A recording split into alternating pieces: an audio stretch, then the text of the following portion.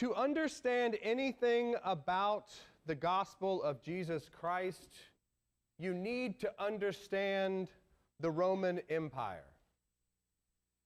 Because you cannot understand the gospel without the Roman Empire, and you cannot understand the Roman Empire and how Jesus changed the conversation without understanding the gospel. The Roman Empire was at one point in time the most powerful empire in all of the world. It had taken over so many of the lands around it. It had grown. It was massive. And it was built on strength and warfare.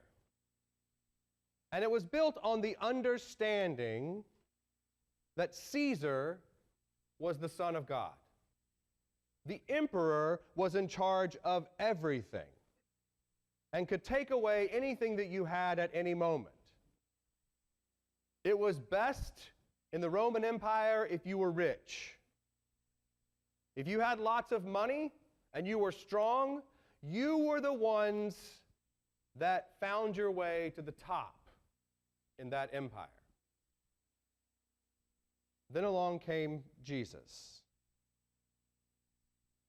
Now, the synagogues of the time had taken on the empire's understanding of what the world was like.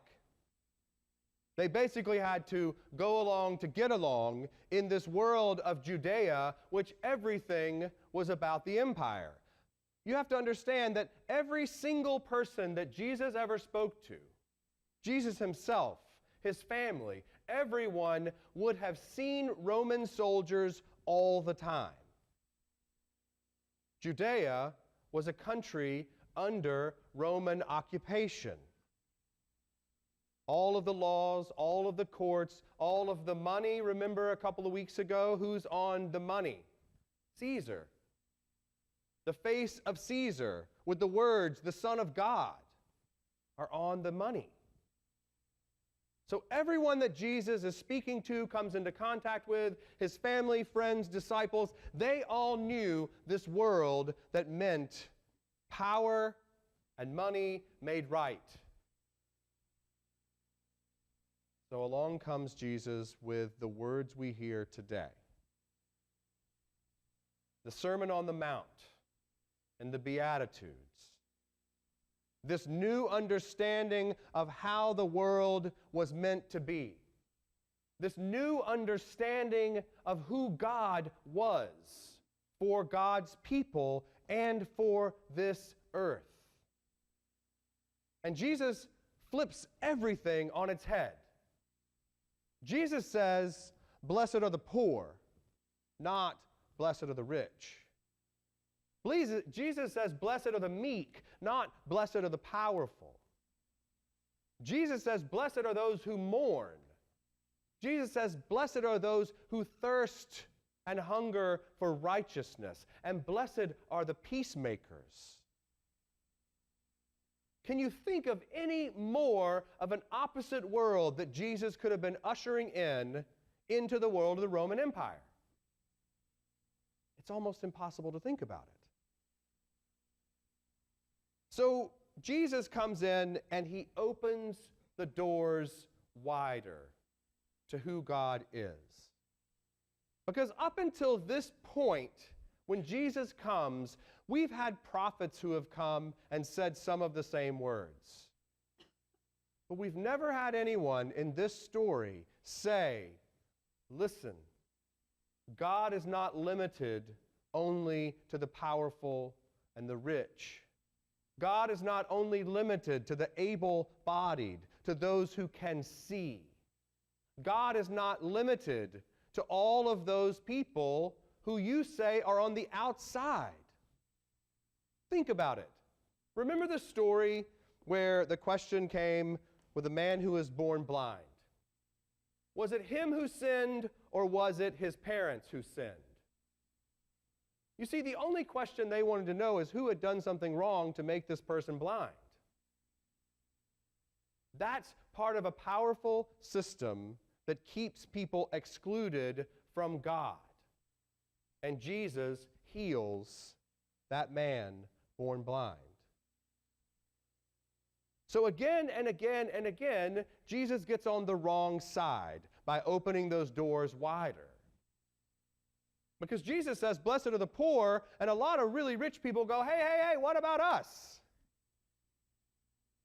Jesus never said you weren't already part of God's family. Jesus is saying to those who have always been excluded from God's family, you are now part of this story. God has always loved you as well. But since we haven't done a very good job of telling those people that they were part of the family, we need to make it explicit. We need to say out loud, as Jesus does today, blessed are the poor, blessed are the meek, blessed are the peacemakers. A lot of people got really upset when Jesus opened those doors a little bit wider. In fact, Jesus even tells a whole parable about somebody getting upset at how much God might love people who don't act like us and who don't look like us and who don't do all of the right things like we do. I call it the older brother problem. The older brother problem comes to us in the story of the prodigal son. Remember? This son goes out and spends all the money, does all the things, really makes a mess of his whole life, and then comes back. And the father welcomes him back, and the older brother is really ticked off about it. Seriously, that God would welcome this son of yours back into our family after all the things he has done. And the father looks at the older brother and says, but you were always here. You knew I loved you. You were here right in the middle of it. This son of mine has returned, and we had to celebrate. And the older brother wouldn't even come into the party. Wouldn't even come into the party. This is, sadly, the experience that a lot of people get right now in the Christian world. I can tell you, I'll be honest, because I grew up in a Southern Baptist church, it was always going to be a large leap for me to ever come back into a church again. If I look out in the world about what passes for Christians these days on television, in the news, the things that people say and do in the name of Christ, if I've never had an experience of the church, I'm thinking, I'm not sure I want to be a part of that. It has to be us. Those of us who call ourselves Christians, those of us who made promises in this water to go out and to tell those people who don't know that they are welcome here, that they are welcome here. It's the dreaded E word in the Episcopal Church. If we ever talked about evangelism for 1 second, everybody freaks out. You don't want me to go out and proselytize to people, do you? You don't want me to go out and try to convert somebody to being a Christian. As a matter of fact, what I think our calling is to go out into the world and say and do things in such a way that there would be absolutely no reason why someone wouldn't want to be a Christian every single day. That we act and live our lives in a way that when someone sees us and sees our community, they go, that's where I want to be. Because those are the people that are walking the talk. Those are the people that don't just stand up and say one thing and then go out and do another. They don't just say, oh yes, you're all welcome here, but when we get here, we know better. We are the ones who have to go out and show people who Jesus Christ is with our very lives. And every time we repeat these promises from our baptismal covenant, we say we're doing it with God's help because God is with us when we are walking down that path. When we are walking down the path of the Beatitudes, when we're going out into the world and saying, blessed are the poor, not just the rich. Blessed are the peacemakers, not just those who might wage war. Blessed are those who mourn, not just those who are happy. Blessed are those who thirst and hunger for righteousness' sake. We are the ones who are showing other people who Jesus is. On All Saints, every single year, we celebrate the people that have gone before us. All of those saints who have walked the path that we are trying to follow. Some of them did it in very messy ways. The one that always comes to mind for me is St. Francis. You know, St. Francis was really a jerk. Right, did you know that? Everybody likes to have him as a little statue in their garden. That's all wonderful. But he was a rich kid who partied all the time. He was like the Kardashians of his time. He spent all the money. He partied all the time. He was a terrible person. And then Jesus got a hold of him. Jesus got a hold of him, and he decided that his life was going to be different. And so now we see him everywhere. And we always like to kind of forget that early history of St. Francis. But it's best to remember it. Because what it means is that if St. Francis can change his life, that he can be a statue in everybody's garden, so can we.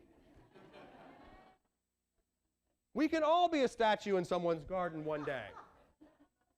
That is the promise of all saints. And that is the promise that we made to God when we were baptized. And that is the promise that each and every day we need to be living out. Take the Beatitudes and read them every single day. And then watch the news again. Read the newspaper again after you've read the Beatitudes. You tell me if it's not going to take a change in our life for people to see Jesus Christ in us and in the world. My friends, this is our calling, not someone else's calling. We're here on Sunday mornings and we gather together as a community of faith. We invite new babies, Lake and Sienna, into this community. Who are they going to see us being? Who are all these children who stand along this wall every Sunday morning going to experience this community as being? We are the ones who are called to live out the words of Jesus Christ. We are the ones who are called to take Jesus Christ into our heart and into our soul and into our mind and into our bodies. And then we are the ones who are called to go out into that world beyond these doors and change it so that the poor are blessed, so that the meek do inherit the earth, so that the peacemakers are called children of God. My friends, there is no other way to be a Christian than this. We promised it. Now let's go do it. Amen.